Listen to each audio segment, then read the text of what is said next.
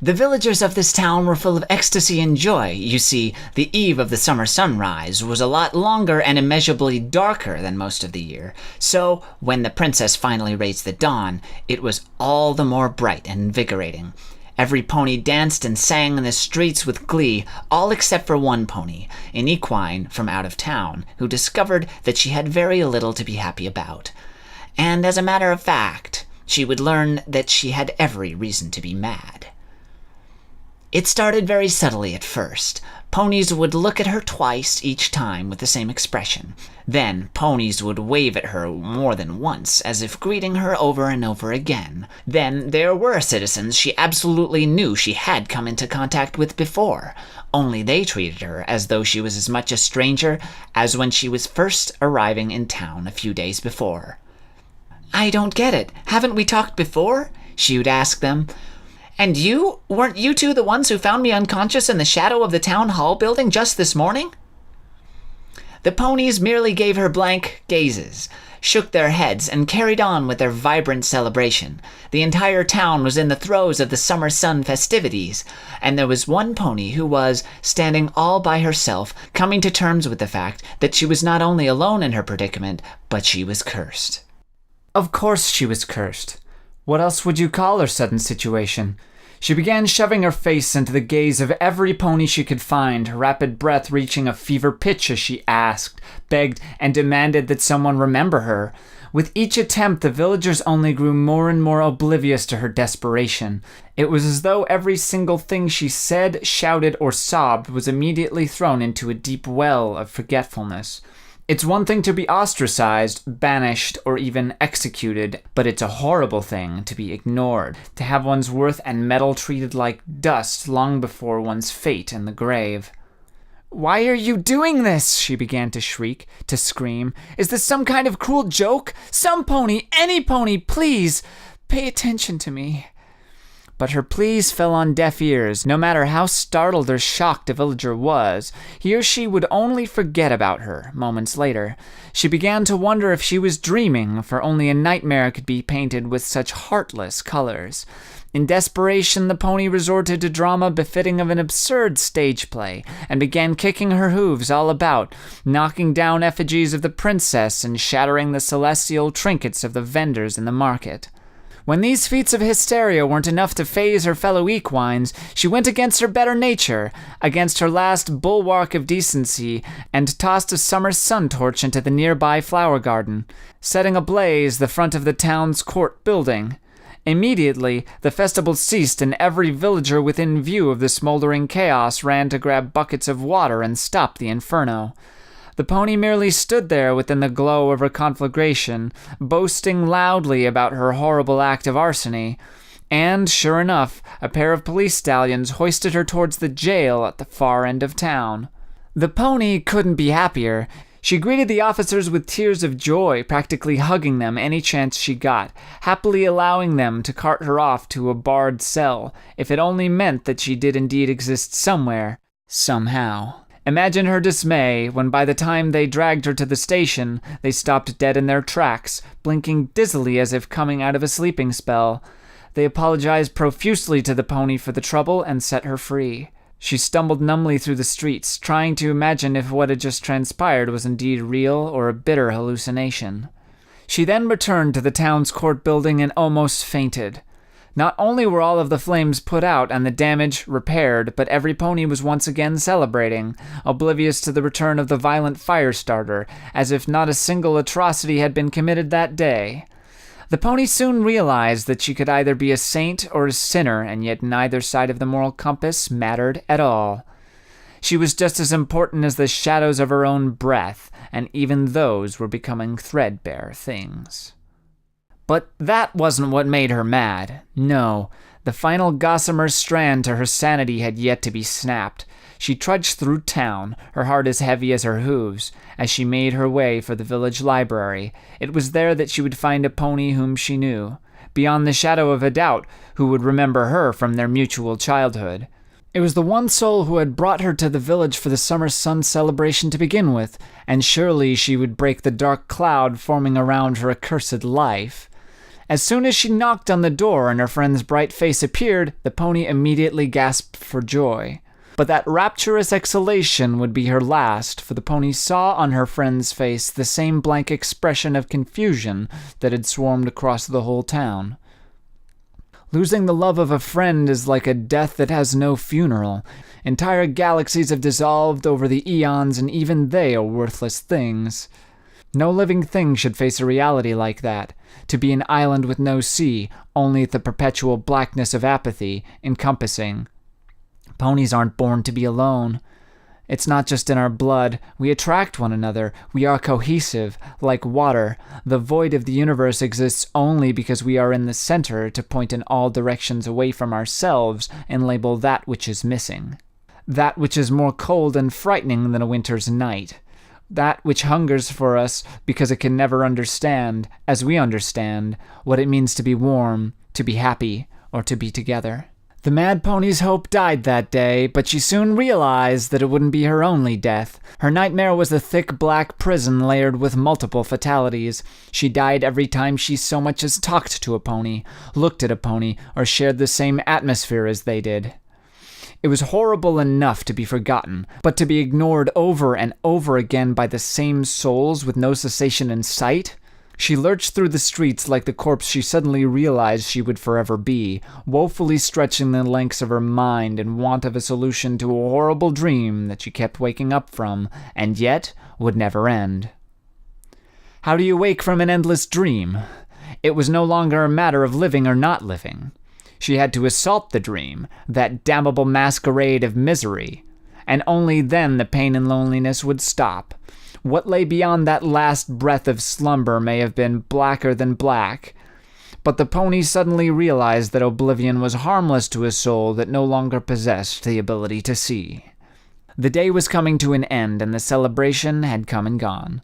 All of the festive decorations had been removed from the center of town. It was late in the evening. Citizens were getting ready to sleep. She was getting ready to sleep too. Then, all of a sudden, one of two earth ponies working to bundle up equipment glanced up and saw the mad pony standing from the fourth-story ledge of the town hall. He immediately gasped, his sapphire eyes full of shock and horror, the same look that she had tried so hard all day to again summon. Only now, it was too late. Regardless, he waved a hoof at her while shouting towards his comrade, "Dear Celestia, quick, go fetch a Pegasus, any pony that can fly." As his buddy galloped off in a desperate breath, he trotted boldly to the edge of the building and peered up at her. "Ma'am, I don't know what you're going through, and I can't pretend to, but please, this can't possibly be the answer. There's got to be another way." But the mad pony was past reasoning with. If her tears weren't evidence enough, then perhaps her disheveled mane and muddied coat spoke instead to the shocked stallion below. "Just stop talking," she'd shriek. "Your words are meaningless, they mean nothing. Soon you won't even remember me. I'm as good as dead. I should be already." "No, don't say that. No pony deserves to die needlessly." The stallion raised a hoof toward her from afar. "I promise we won't forget you. Just step away from the ledge, and we'll talk." "There's nothing you can promise me that won't get swallowed up in time," she said, hiccuping, struggling to maintain her breaths. Her soul teetered upon the brink and threatened to pull her body along with it. Ponies who fall in their dreams were never known to hit the ground. She was more than ready to test her little theory. "This village means nothing to me. It's a prison. Nothing more. Nothing. Look." The earth pony below raised both of his front hooves and spoke calmly as he could, though his shivers briefly matched hers. "Even if everything is as horrible and bad as you believe it to be, this isn't going to solve it. This isn't going to make anything better. You need to have faith and step away from the edge. Don't allow yourself to go before your time." Finally, the mad pony had had enough. "Why?" she spat down at him, furious. "Why shouldn't I just jump? Why shouldn't I end this nightmare once and for all?" He looked up at her, a different stallion somehow, just noticed by her, as so many of the villagers had noticed her for the first time, only to forget. But this time there would be no forgetting. and she realized it was because she was the means of the memory, a power that she had always had, but was always echoing across the cave of her punishing situation. Perhaps it was the drooping of his ears, or the soft shape of his lips, or the glossing over of his sapphire eyes that conveyed the meaning of his words to her. Whatever the case, a part of her she thought had disappeared with her sanity suddenly bore the brunt of his message, like a little foal being woken up by a soft melody tickling inside of her ears and embracing the golden dawn with a chorus as old as time. Because you are special and precious, and because this world would be a lot less worth enjoying if you chose to leave it. The mad pony was silent. She stared down at the stallion. He was a perfect stranger.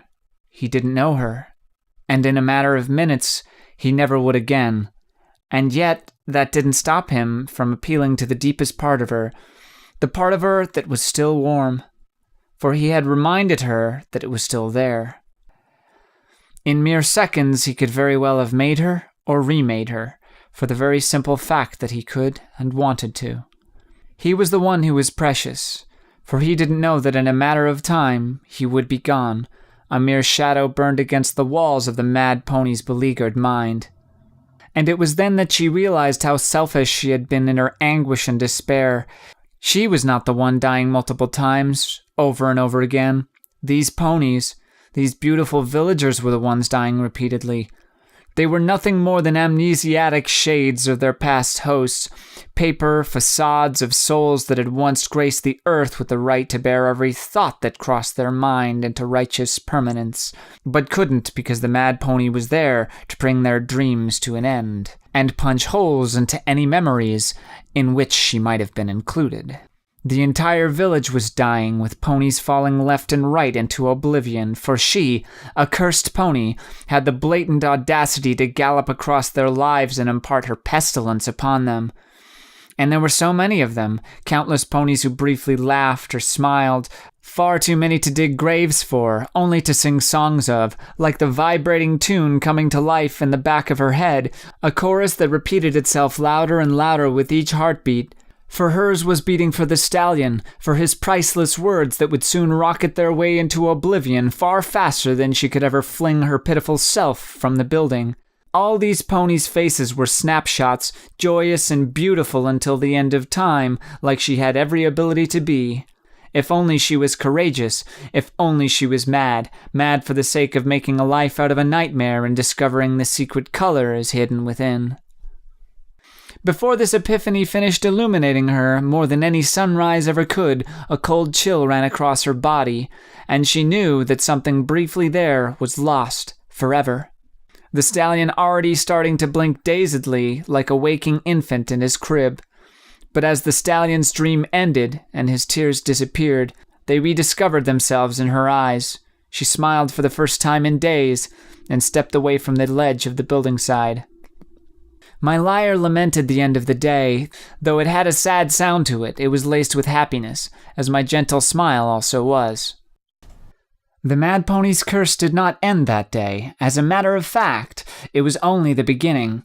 But with it was born something else, a deep and sincere warmth that would carry her through the frigid months to come. Her madness would be her drive. It'd give her the bravery and persistence she needed to live the life of a lunatic's dream, singing songs to those who would forget the face of the performer with the meager hope that they'd find meaning in the performance itself. For you see, a memory is only a shadow once it's been lived, once it's been drained of all its flavor. However, it is music that can carry the sincere vibrations of one's heartstrings. Like a tune that wakes us from our darkest dreams, or a timeless carol that pierces all of history's legacies of death and loss. The stallion taught this to the mad pony. In one simple breath, he showed her that no matter how bleak her curse was, she still had the power and the duty to seize that moment and to live. Life is the only dream that we can control, and it only ends once we've searched every dark corner of it for color and transformed that into song.